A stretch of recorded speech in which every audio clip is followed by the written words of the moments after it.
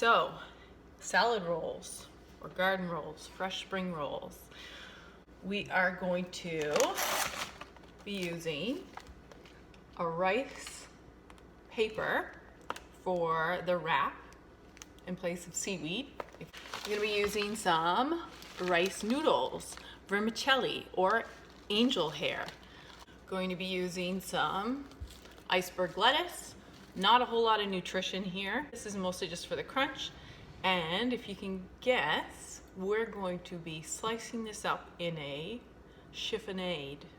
Going to be using some cucumber. Okay, I've already got that ready. I'm going to do everything in about, this is 3 inches, let's say, okay, in length. Got our carrots.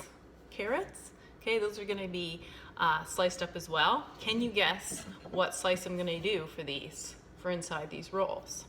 Any answers? Kidding. We're going to do a julienne. Remember, julienne is thinner than a batonette, but we could do a batonette too for the cucumber, but the carrot, probably not a batonette because it's too hard. Got some avocado. It's very ripe, so I don't know if I'm going to be able to use this. And last but not least, we've got our herbs that are going to go inside these rolls. We've got mint, basil, beautiful basil. This basil is starting to look a little wilty, so I put it into some water. Something that you can do with your herbs and cut off a fresh cut on the stems, just like your flowers you buy at the flower shop, to keep them a bit longer, prolong their life. Okay, time to start chopping. Let's see. Remember from class, though we weren't together for very long, but you can always keep your chef knife under your cutting board when you're not using it. You can also put a damp tea towel underneath your cutting board, right, to keep it from moving around on you. Holding your chef knife, you want to cup your hand in front of the bolster. That's meant to be the thickest part of the handle. So you're going to move your hand up. Don't mind my working hands, okay? So I'm going to hold the knife like so in front of the bolster, okay? So I'm holding my knife like so. And we're going to do a rock chop for some of this, or we're going to be pulling back, slicing it. And we'll rest the blade up against our knuckles as we rock and slice. Okay. So you can see that your lettuce is obviously in a bundle, so you don't need to roll it up to get a chiffonade. You just need to slice it and you'll have your nice shaved chiffonade for your rolls. I'm just going to do a very thin tap chop.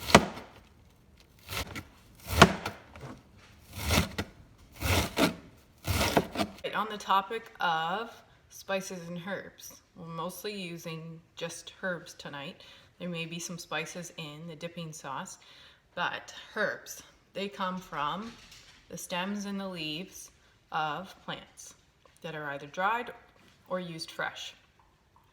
They can have a peppery flavor, they can have an earthy flavor, they can have a sweet flavor, a bitter flavor. Sometimes they're used just for the aroma. It's a big part of cooking. Sometimes they're used just as a garnish. Sometimes they're used throughout the cooking. Generally, if you're using fresh herbs in place of dried herbs, you use half the amount. That's if your dried herbs are freshly purchased or packaged, because technically then they should have a condensed flavor, your dried herbs, if they are freshly packaged. Of course, fresh herbs add a lot of color, especially if it's like a red pasta dish. Green is its complementary color on the color wheel for color theory. So green garnishes complement any red dish. What else can I tell you about herbs? Herbs are great for making sauces out of as well. One of my favorites uses basil, a pesto sauce. I'm sure a lot of you guys have had a pesto before, but the base of pesto is basil. So, cucumber, carrots, we're going to julienne, and I would start that by cutting it in half, cutting it in quarters, lengthwise, okay, laying it down, and then doing a very nice and slow rock chop. You're gonna end up with little pieces about yay big. Okay. Okay, so we have all of our veggies prepped, minus our avocado, which might get kind of messy. Noodles have been soaked. We've got our rice papers. We're gonna do one at a time. Soak it in our hot water. You can always refresh if it cools down. And you're just gonna slide these into the warm water. And they will start to soften up right away. You really just need to give them 5 seconds and then pull them right out. This is enough. On our rice paper, you can see it's soft now and it's quite. We're going to lay everything in the center, leaving about 1/2 inch on either side, and we're going to roll it up, kind of like my ingredients laid down. You can certainly do some cooked shrimp as well. So we're gonna wrap this up over, wrap our sides in, and continue to wrap. Here's the finished product. Slice them up. I just like to slice them in half. You can try slicing them in quarters as well, but if they're rolled loosely, they might fall apart. Bon appetit. Enjoy.